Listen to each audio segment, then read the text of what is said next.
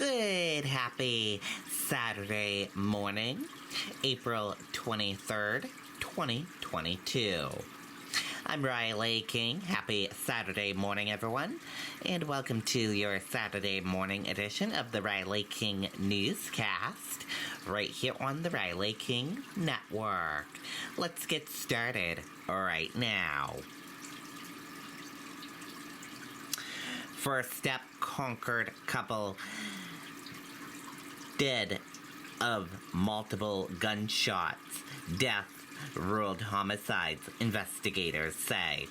Let's take a listen to that video from WMUR News 9.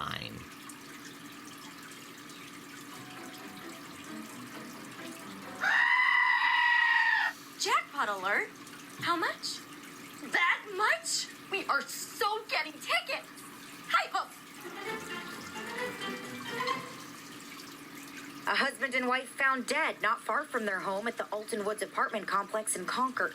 The state attorney general's office says Stephen and Wendy Reed were shot to death. Their bodies discovered Thursday night in a wooded area near the Marsh Loop Trail. Investigators say they left their home Monday afternoon for a walk. That was the last time they were heard from. So anyone who saw the Reeds that Monday afternoon, anyone walking on those trails, anyone who has any information related to their disappearance or deaths are asked to contact the Concord Police Department. On Wednesday, News 9 heard from a family member who said via email, quote, "The last contact anyone in my family had with them was on Monday, April 19th at 11:24 a.m. via text when Dad didn't show up to his weekly tennis game and didn't call to cancel. Our family knew something was wrong." Now, the community's left concerned in the aftermath of such a violent crime in a peaceful area. Concord is one of the safest cities in the safest states in the United States. You know, we have no specific information that would lead us to believe that the public in general is at any risk. That being said, be vigilant, take your normal daily precautions. And this does remain an active investigation. Investigators have not said whether or not they have any suspects in mind or if they think it was a random attack. Live in Concord, Grace Feinerman, WMUR News 9. Yeah, that discovery raising concerns for neighbors in Concord who live near where this search has been happening. Team coverage continues now. Scott Cook live from the scene with more from the community. Scott? Yeah, Tom, Concord and New Hampshire State Police remain on scene here at the Marsh Loop Trail in Concord. This is the area where the bodies were found on Thursday night. And for neighbors in this community here, that discovery obviously very troubling. It's a tragedy. It's awful. Makes me feel a little unsafe. Neighbors near the Broken Ground Trails in Concord are shaken up after hearing that Stephen and Wendy Reed died of multiple gunshot wounds. The couple had been missing since Monday, never returning from a walk they had planned on taking. Their bodies were found in a wooded area just off of the trails late Thursday night. This has always been considered a safe neighborhood, and I know that I'm out running or walking. We take my little one out riding her bike all the time, and it's concerning. On Friday, the Attorney General's office confirmed that Stephen and Wendy Reed died from multiple gunshot wounds, both deaths ruled as homicides. At this point, the AG's office has not given any specific information about possible suspects. Well, it's scary because this used to be a really safe neighborhood, and for that to happen here is not good.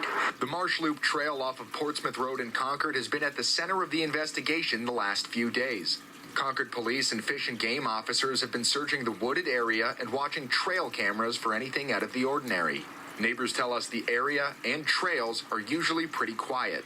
Here, it's been really peaceful. I've been living here for a couple of years now. I've always loved the heights. It's a lot of families. It's a lot of retired individuals in this building, so it's typically very quiet.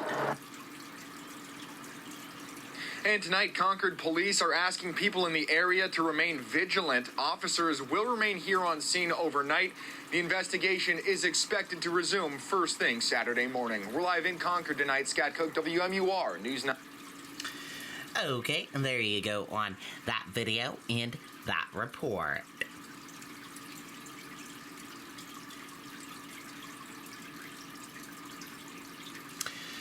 John DeStastos, Dean of New Hampshire's Political Press Corps and WMUR reporter, dead at 68. DeStaisos, who covered 11 presidential primaries, is survived by his wife and 2 sons. Let's take a listen to that video from WMUR News 9. Now's the time to get a great deal on taking care of your property. You need the #1. For the last 40 years, anyone wanting to be president of the United States would have to face John DeStaisos first. Some of the polling actually shows him performing better against you than Hillary. But the polling showed that with me and Hillary, and now I'm leading her in 5. You would find him at the center of any press scrum around a first-in-the-nation candidate, and he always earned respect. Today I'd call like I see it. John never abandoned his New Jersey roots, but he embodied the quintessential Granite State approach to the men and women who come to New Hampshire seeking the White House. He never flinched in the face of power or let candidates off the hook. I'm my toughest critic. I have a high expectation of me. Have you been meeting them so far? No. And John DeStaisos always got his questions in. What do you say to those, I guess, the president, that ultimately the American people, the American worker that you're so concerned about, is going to benefit from this? What's the American worker is getting killed? He was relentless and a master at his craft, adapting in this digital age to break news and big stories at all hours of the day or night. And with decades of experience under his belt, his analysis was spot on. A full year before the 2020 New Hampshire primary, he already had a sense of what the winning number in terms of percentage of the vote would be for Bernie Sanders. If he's in a 10 or 12 or more person race, the winning percentage might be in the low to mid 20s. It's worth repeating just how hard a worker John DeStaisos truly was. The legendary status he attained in the world of politics, not just in New Hampshire, but nationally, was due to his dogged pursuit of stories big and small, and the direct, forthright way he dealt with everyone, from the top-tier candidates to the rookie staffers. U.S. Senator Jeanne Shaheen summed it up, saying, quote, "John was ferociously devoted to his work, and we are all better for it. The dean of the New Hampshire Political Press Corps will be remembered and revered by all who knew, respected, and learned from him." And it's really been remarkable and touching to see the outpouring of tributes and support this afternoon as news of John's passing became public. The governor, the congressional delegation, even U.S. Secretary of Transportation Pete Buttigieg has offered his condolences. John DeStaisos leaves behind quite a legacy, and Tom and Jen, we are going to miss him so much. So much. Indeed. Fine words. Thank you so much Adam, for that, thank you. Adam. Appreciate it. Okay, there you go on that video and that report. Our thoughts and prayers go to his family and friends.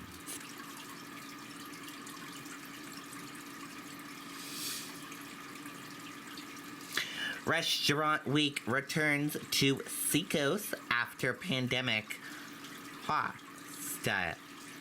Let's take a listen to that video from WMUR News 9.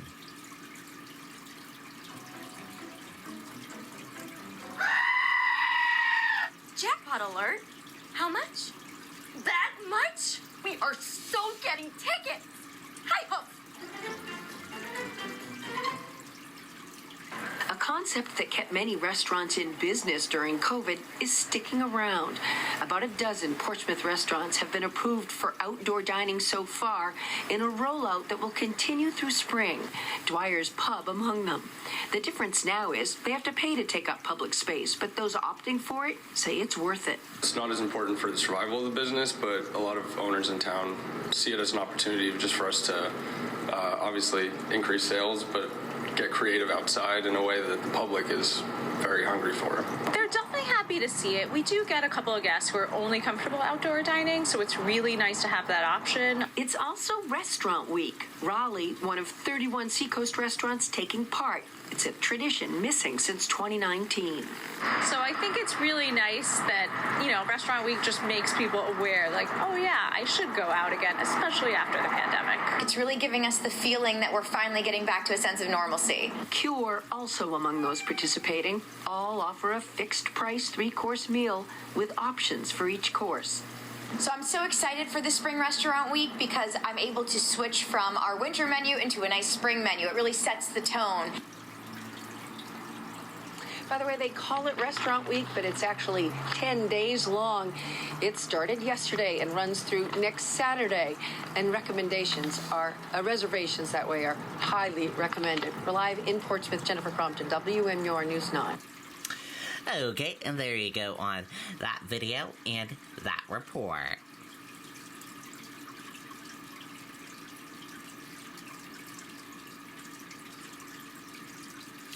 Three more die of COVID-19 in New Hampshire. Let's take a listen to that video from WMUR News 9. Chapel Tractor has been in our family since 1955, when great-grandfather Pearlie and grandfather George decided to sell tractors out of their barn. Now out of the pandemic, New Hampshire is now averaging nearly 300 new cases daily, the highest since the end of February.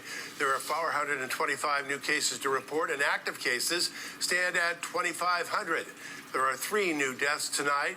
COVID-positive hospitalizations remain at 67, and those being treated for the virus is up to 18. Okay, and there you go on that video and that report.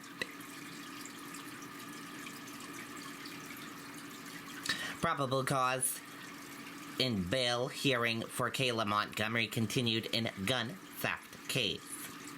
Let's take a listen to that video from WMUR News 9.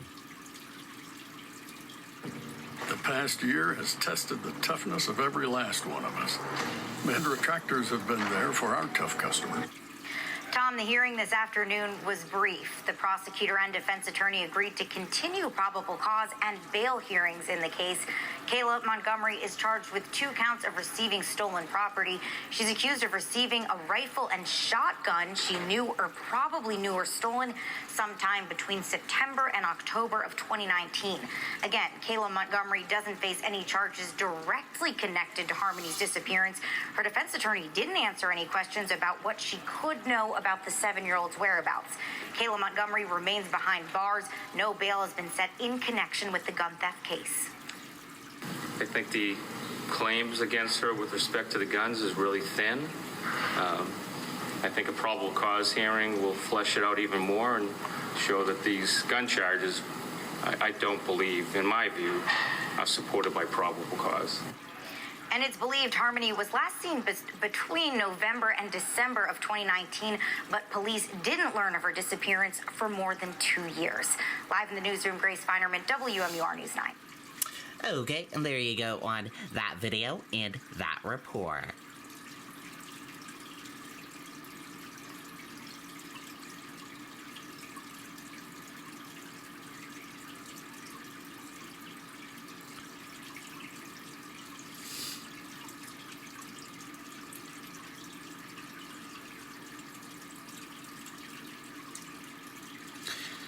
Police search for active shooter in D.C. Let's take a listen to that video from ABC News. Breaking news for our nation's capital. An active shooter situation in Washington, D.C. Authorities responding, telling people to shelter in place. And we're now getting word about several injured. The violence playing out in northwest Washington in an area surrounded by schools. Officers helping people in harm's way get to safety. You can see them running across the street. The FBI and Secret Service officers helping D.C. police search for possible suspects now. Details are just coming in, and ABC's Kenneth Moten leads us off in Washington tonight. Rapid gunfire erupting in this Washington, D.C. neighborhood around 3:20 this afternoon. Police swarming the area surrounded by schools and government embassies. It was just scary. A lot of shootings going on. As SWAT teams move from building to search for an active shooter. Bro, they got the SWAT truck. This video appears to show police bringing an injured woman to safety. Police say at least 3 people were shot, including a child. Somebody was shot. Residents seen running for cover as neighbors were urged to shelter in place. Schools going into lockdown. One mother telling our affiliate WJLA her middle school daughter was evacuating when the glass bridge she was crossing exploded from the gunfire. She described it as exploding and that it was raining glass, and it was so bad. She says she has injuries on her arm. She said she even got glass in her mouth, that she has a cut in her mouth, and the sixth grader was hit in the arm and was bleeding profusely, and so Sienna had to use her jacket on the girl to keep it from bleeding, was holding pressure on the girl's arm. Tonight, police still looking for a gunman. With the FBI and ATF are now on the scene helping D.C. police with this investigation. Authorities are still asking people in this area to continue sheltering in place as they search for the shooter. Whit. Kenneth Moten with those breaking details. Thank you. Hi, everyone. George Stephan. Okay, and there you go on that video and that report. And thank you for tuning in and watching this morning edition of the Riley King Newscast right here on the Riley King Network. I hope you all have a great day, everyone, and see you back here later on today for another newscast. Goodbye.